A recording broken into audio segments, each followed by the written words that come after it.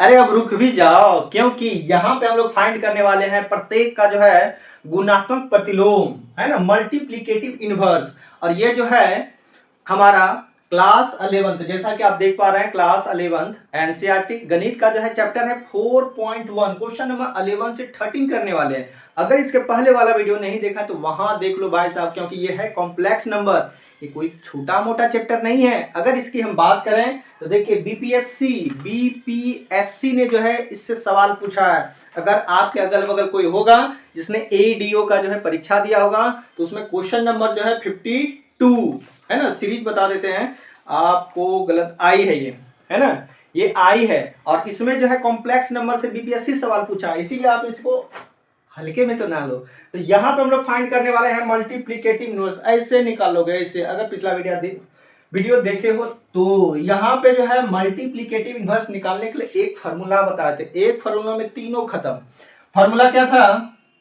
मान लीजिए कि जेड एक जो है हमारा कॉम्प्लेक्स नंबर है, तो जेड इनवर्स बराबर क्या होता है? Conjugate of Z upon mod Z का होल स्क्वायर। बस ये फॉर्मूला कर लो और यहां से मिल जाएगा हमें कंजुगेट, नहीं मल्टीप्लीकेटिव इनवर्स।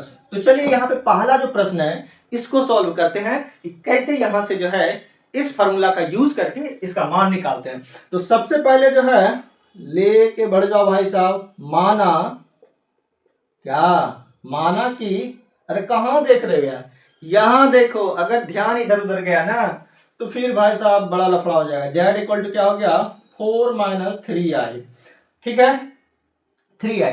अब इसमें चाहिए क्या हमको? कंजुगेट चाहिए, और क्या चाहिए? मोड का स्क्वायर चाहिए। बस दो ही चीज तो चाहिए, तो निकाल लो यहाँ पे लगे हाथों। इसलिए जेड कंजुगेट ऑफ जेड क्या होगा? कंजुगेट ऑफ जेड क्या होता है बताओ तुम, कमेंट करो अभी, क्या होता है? हाँ बिल्कुल सही, कि आई वाला जो साइन है इसका जो है चिन्ह बदल देना है ना। अगर ये प्लस में माइनस में है तो इसको प्लस कर देना, हो गया कंजुगेट। कंजुगेट ऑफ जेड क्या हो जाएगा? 4 + 3i, ठीक है। लगे हाथ तो मॉड भी निकाल लेते हैं। तो यहाँ पे क्या हो गया? और ये हो मोड जेड का स्क्वायर क्या हो गया? इसके लिए क्या बताया? काल्पनिक भाग का स्क्वायर प्लस वास्तविक भाग का स्क्वायर, ठीक है। दोनों को ऐड कर दीजिए। क्या बोले? कि काल्पनिक वास्तविक भाग का स्क्वायर अब प्लस कर दो काल्पनिक भाग का स्क्वायर, ठीक ना। ये -3 है, -3 का, क्योंकि ये जो है हमारा क्या वास्तविक भाग है होल स्क्वायर, और काल्पनिक -3 में है तो -3 का होल स्क्वायर। ये हो गया 16 और प्लस हो गया 9, यानी कि हो गया 25। बस कहानी खत्म, है ना। 25 आ गया। अब हम सीधा सीधा क्या करते हैं? फॉर्मूला लगा देते हैं। अब न जाने कब जेड इनवर्स, यानी कि मल्टीप्लीकेटिव इनवर्स ऑफ जेड, इसको क्या बोलेंगे? Multiplicative inverse of Z. क्या हो गया हमारा formula? Conjugate of Z upon mod Z का स्क्वायर, ठीक है। क्या हो गया? यहां से 4 + 3i अपॉन 25। आप चाहे तो दोनों को अलग अलग कर दो, अरे आप ही तो सरपंच हैं इसका। तो चाहो तो ऐसे लिख दो, ये ऐसे भी लिख सकते हो, या फिर नहीं तो कहोगे मेरी मर्जी ये है। 4/25 अब प्लस हो गया 3i अपॉन 25। भाई दोनों सही है आंसर, कहीं कोई दिक्कत परेशानी दुख दुविधा नहीं ना है, गर्मी है, कोई बात नहीं। अब चलते हैं सेकेंड नंबर में। सेकेंड में देखिए क्या है, यहीं पे ले लेते हैं। सेकेंड का अगर सॉल्यूशन करोगे तो क्या मिलेगा बताओ। मान लीजिए यहां भी मान लेते हैं, माना कि जेड बराबर क्या हो गया? √5 + 3i। कोई दिक्कत नहीं। उसके बाद क्या करना? दो चीज निकालना है, conjugate of Z, mod of Z, ठीक है ना। लगे हाथों निकाल लो कंजुगेट ऑफ जेड। क्या बताएं? इसका प्लस है तो माइनस कर दो, केवल ये वाला, है ना। अगर मान लो कि जेड बराबर दे रखा है -4 और -3i, तो क्या कंजुगेट ऑफ जेड क्या होगा? दोनों का साइन चेंज नहीं होगा, केवल जो है काल्पनिक हिस्सा वाला जो है उसका साइन चेंज करेंगे। तो यहाँ पे क्या हो जाएगा हमारा? अरे ये हो गया 3i।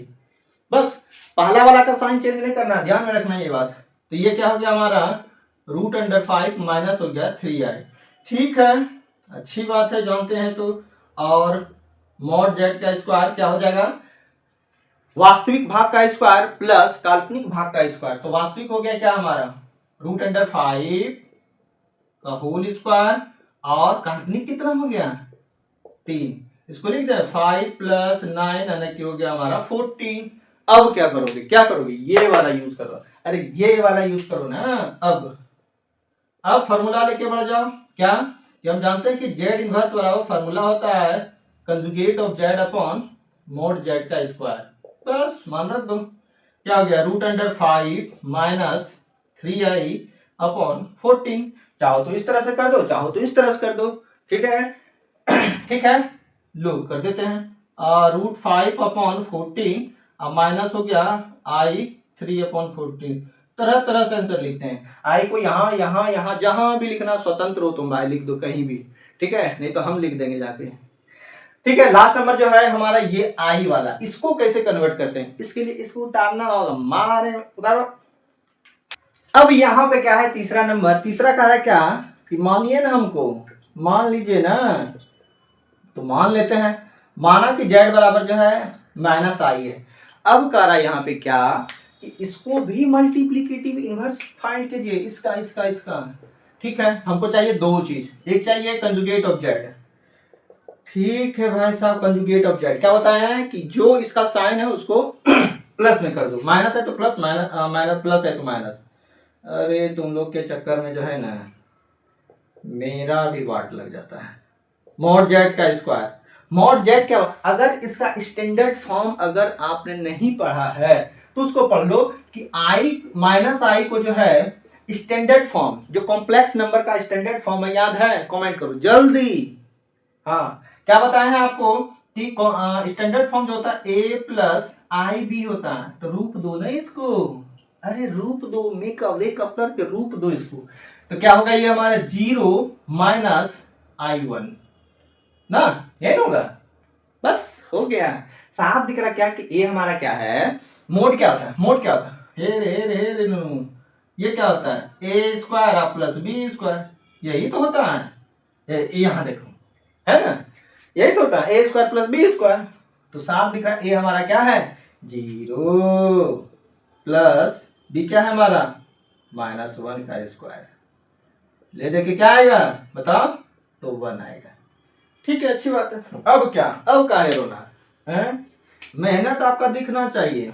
अब आज पसीने में भीगोगे तो कल जो है, अब क्या लेके बढ़ना है, Z multiplicative inverse of Z, या mod Z upon, sorry conjugate of Z upon mod Z का स्क्वायर। क्या है ये आई अपॉन ये क्या है 1, ठीक है, या आ गया कुल मिला के आई। हम कहते हैं इसको बढ़िया से लिख दो, है ना, इसको क्या लिख देंगे, तो 0 + i1 स्टैंडर्ड फॉर्म, ताकि तुम्हारा भी लेवल जो है ना स्टैंडर्ड जो है हाई लगे। तो यही था हमारा चैप्टर 4.1 का जो है टोटल समस्याओं का समाधान कर दिए।